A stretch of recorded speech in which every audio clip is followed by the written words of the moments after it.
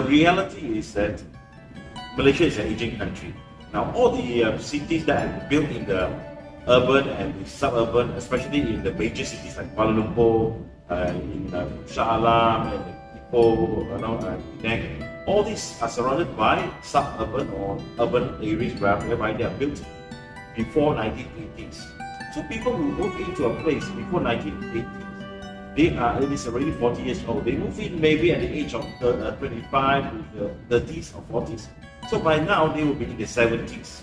So every taman in Malaysia, especially in the established developed cities, they are already aging taman by itself. So look at the people are skeptical that to allow care centers to be in the neighborhood. There are many reasons, of course. One of them, they worry about property prices. But some of them forgotten that the property they bought in 1980s has actually multiplied hundreds or maybe 1,000 times. Okay, 100%, 200%, 300%. For example, I live in a place called Taman Berkeley in Penang. My father-in-law bought it at 25,000. I took over much later in year 2000 at 150,000, and today it's worth 700,000. So is my property going down in value? I don't think so. Now, second thing is, people are skeptical because they worry that having aged care place there, it is sad. The ambulance will be coming in all the time. It will be traffic jam. It is not true, really. Number one, ambulance that comes over, they actually comes in very quiet. They're noisy on the main road. The moment they approach the place, they will be very silent. Now, the second thing is, traffic jam doesn't happen in a nursing home. The fact people are placed in an aged care center is because children don't have time for them. So weekends, maybe they spend an hour or two, that's all. Weekdays, basically, they're hardly there. So what traffic jam are we talking about? There are people who are just worried about, that seeing aged care centers around there. One of the key factors I can say is this. I think if they have an aged care center, they remind them of their own mortality. I'm 70 something, and this place has an aged care center. It reminds them that they are growing old, and their next step on the journey, you all know where. So I think it is more of an emotional thing rather than real financial. To do this aged care, government actually have then the ACTA called 506 Care Center Act. Now, under the Act, it is it has prepared a guideline for all the councils to operate the whole thing. Now, so to operate a center, you need a town council, you need the Jabatan Kebajikan, you need the Kesihatan and Bomba. So all has guidelines. So when you do that, you have to follow all the guidelines. And to operate, you need to change the usage of the land from residential to institution or commercial. That needs the approval also of the neighbors. So there are actually 5 guiding groups here. 1, Jabatan Kebajikan, the town council, the Kesihatan, Bomba, and the neighborhood. The first thing first, there's no bad side in the whole changing of the land because it is only temporary change of usage. So when they change it to use as an aged care center, when they're not operating, they can change back to a residential. So it doesn't affect the neighbor. So there is no bad side at all. Now, in terms of, let's say, property value, there is no effect. You remember I just said, if they have bought all the aged areas are bought for much of built before 1980, they have already made their money. So if they bought it at 300,000, today they're worth 1.2 million. What effect on the property value are we talking about? The pricing of selling a property, okay, we say 1.2 for example, or 1.3, whatever the price is. So when you sell, there is always a negotiation, and the property is the value is always based on the location. And very often, having an aged care center there, the person who bought it may find it, it's good because I can, have someone near my house where I can put my father there for daycare and go back. to support me when I need to. See, aged care center is not a day-end place. It is a safety net for the neighborhood and people around the community. So there is no real effect. In fact, it will add value to a lot of places. Now, like PJ, the property is going up in prices, but they have the most nursing home or aged care centers in Malaysia by city by itself, PJ. So I think it doesn't affect because the location is good.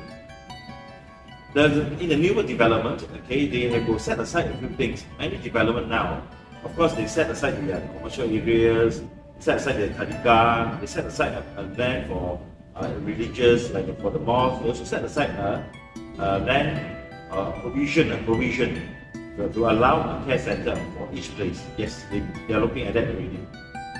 My experience is this: over 23 years, nobody wants to stay in an aged care center, and but like again I said, we are a safety net. The seniors actually they accept the fact they cannot stay alone. They accept the fact that the children they are busy with their work. They accept the fact that children also have their grandchildren to take care of, to send to school. So they accept that. So when you move over to a place, one of the things that aged care centers we train our team to accept and train them, accept the fact that you are here in a better place. By being here, you are helping your children and your grandchildren.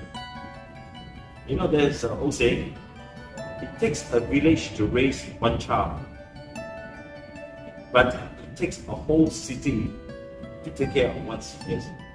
Because senior is getting older and they are more and more are growing, and they are spread all over.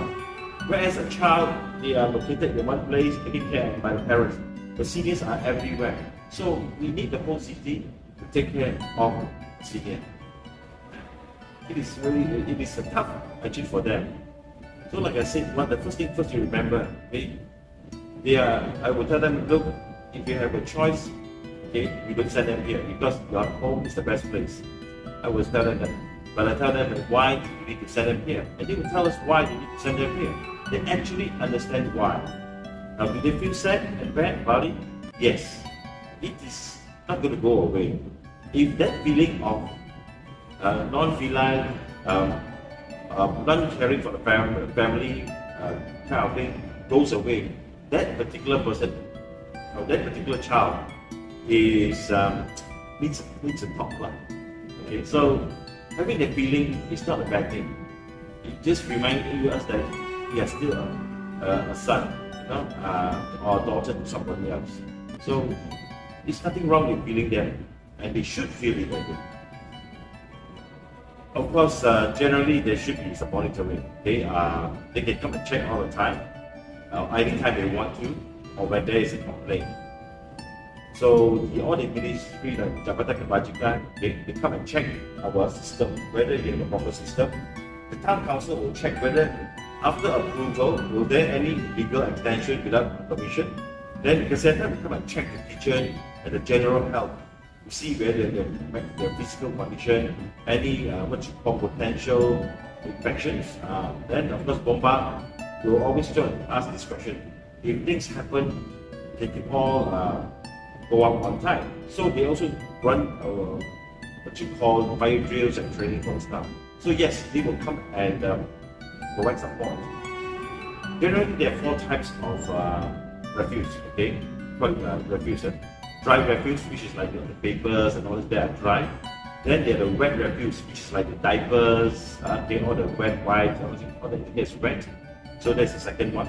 And then the third one is clinical waste for the sharp bin, And then there's also one more actually been using for serious or potential infections, potential bin. Okay, so but that one normally don't have it in each can. Normally they don't have that, but they have a sharp bin for clinical waste or so. So we have all these things prepared for them to throw away things. Sharp bin for the needles. We also have, it's not difficult to get one. Clinical waste for all these with potential infectious disease.